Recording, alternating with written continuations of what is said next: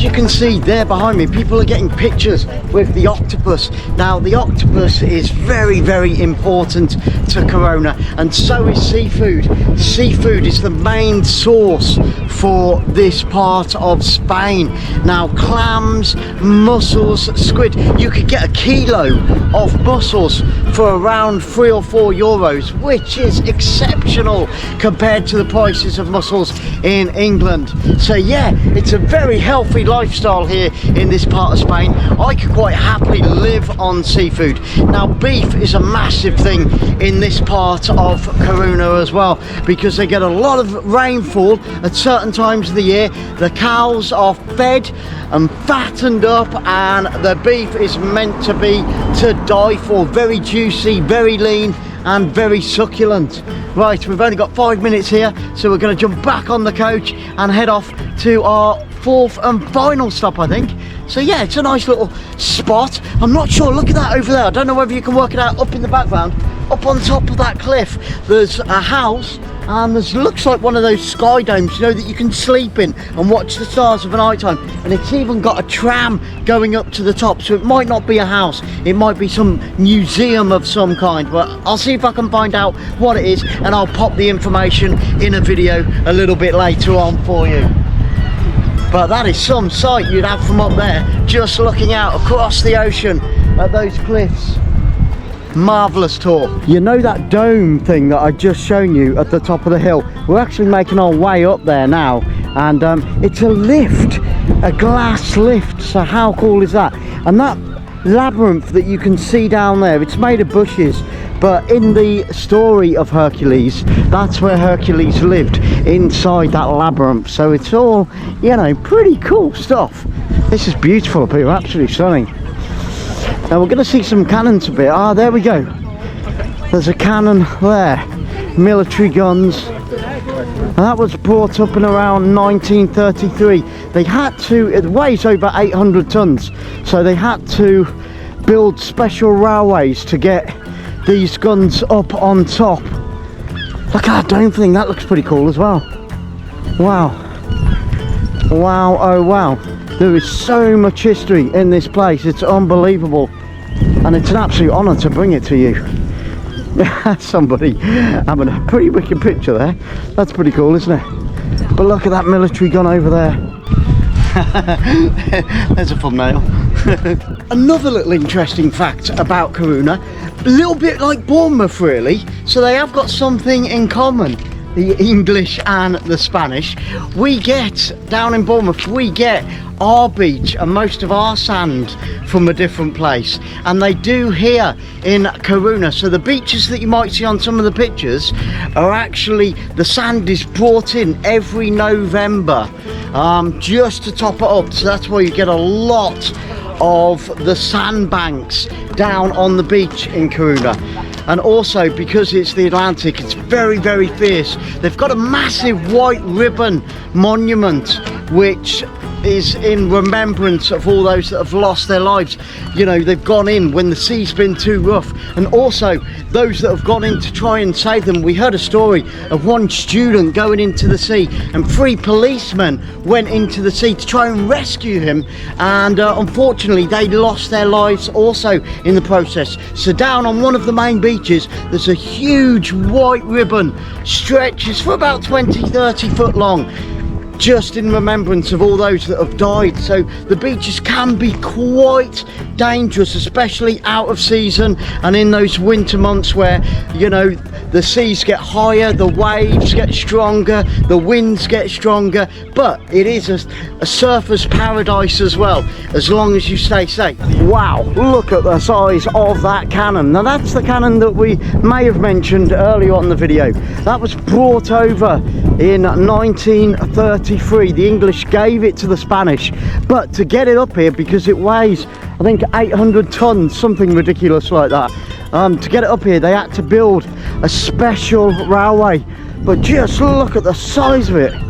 It's an absolute monster. It really is. Ah, there's a board here, let's just go and see. I'm sure it was 1930. No, okay, there was an information board there by the looks of it, but it's gone now. You can get on top of it. There's children playing on it. I'm not sure how safe it is, but there we go. Wow. But that is humongous, and you can see it's on, or it would have been when it was operational, it would have been on a turntable, so obviously to take aim. And there's another one over in the far distance there. We won't go over to that one, but hopefully you guys can see that on the video.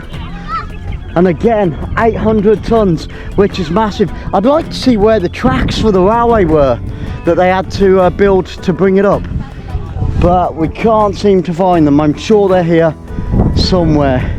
But there's so much military history here in Coruna. You wouldn't have thought it. You really wouldn't have. Let's see if we can get a... I'll grab hold of Sarah, see if we can get a photo opportunity. Wow. Just look at the length of that thing. That could pack some power.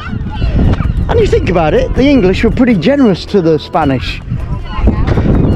But it was all to protect Europe from the Germans back in the 1940s. A long time ago. Dark times for Europe. So yeah, that building that you can see there, the one that I mentioned earlier, is an old history museum. Apparently there's still a few artifacts in there, and they do exhibitions now and again, but not very often. It's not used, which is a real shame, because as you can see, the surroundings are simply stunning. But it would be a little bit of a walk up here, or you could take that glass elevator stroke tram that we saw earlier from the bottom up to the top, and over there is where I think it comes up to, because that looks like the restaurant, because it's got a children's play area as well. So you'd get the lift from the bottom to the top and back down, a return for around 2 to 3 euros, which is pretty cool. And then you'd have this lovely little walk up past the labyrinth up to the old history museum. It's a shame it's not in use more often, because that would have been pretty cool to go in there and have a look around.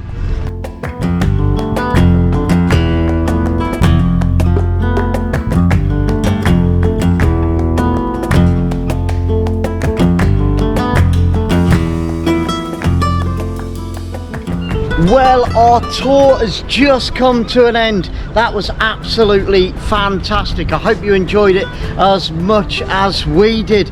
Elizabeth, our tour guide, her English was fantastic, very knowledgeable, very friendly, and yeah, simply amazing. We had a fantastic time. You can see a beautiful little harbour.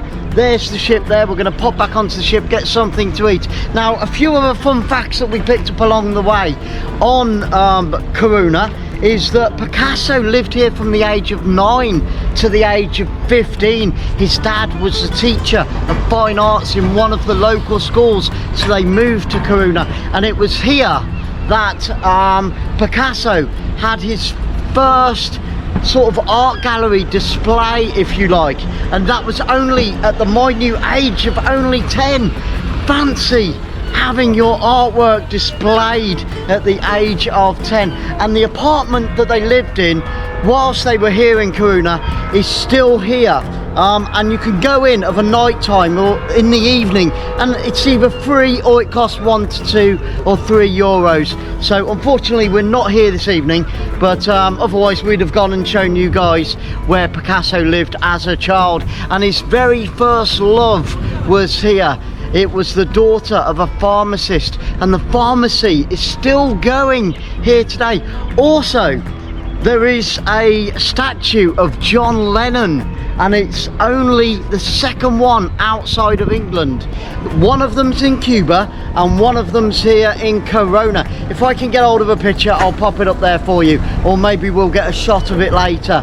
But yeah, and that all came about because the mayor at the time of Coruna was a massive John Lennon fan, and I guess who isn't a fan of the Beatles? Anyway, well guys, I hope you enjoyed this little video as much as we did. We've jam-packed it with lots and lots of interesting facts and history. I've had an absolute blast, and the weather has been simply stunning, so we're very, very blessed. I want to say a huge thank you to each and every single one of you for watching and joining us here today in La Coruna. If you haven't already, please hit that subscribe button.